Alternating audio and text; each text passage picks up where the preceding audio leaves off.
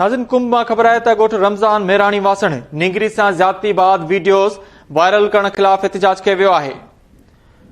अवां खे ॿुधायूं त सिविल सोसाइटी पारां नींगरी से ज्यादती ऐं वीडियोस वायरल करण खिलाफ धरणो ऐं वियो नारेबाज़ी भी कई वई आहे। शागिर्दाणी से ज्यादती ऐं वीडियो वायरल कंदड़ जवाबदार खे सख़्त सज़ा ॾिनी वञे मुज़ाहिरीन पारां मुतालबो कयो वियो आहे। इन हवाले सां वधीक तफ़सीलनि लाइ असां लाइन ते मौजूद आहे केटी न्यूज़ जो रिपोर्टर नवीद तुमरानी।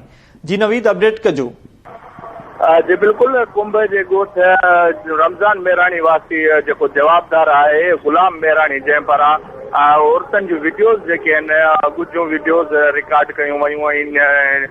हिकिड़ी मासूम शागिर्दाणी सां जेका ज्यादती करे वीडियो रिकॉर्ड कयो उन वाक़े खिलाफ़ आज सिविल सोसाइटी जे माण्हुनि शहरनि ऐं साहसनि पारां शाहिद सुमरो, हरेश कुमार, वहीद टांडियो, कामरेड हैदर टांडियो ॿियनि जी अॻुवाणी में रैली कढी एहतजाजी मुज़ाहिरो कयो वियो आहे। मुज़ाहिरीन जो चवणु आहे त जवाब ॾियर वहशत जी जेका आहे उहा इंतिहा करे छॾी आहे। मासूम ॿारनि जो वीडियो ठाहे उन्हनि खे ब्लैकमेल करणु हिकिड़ो ग़लति अमल आहे।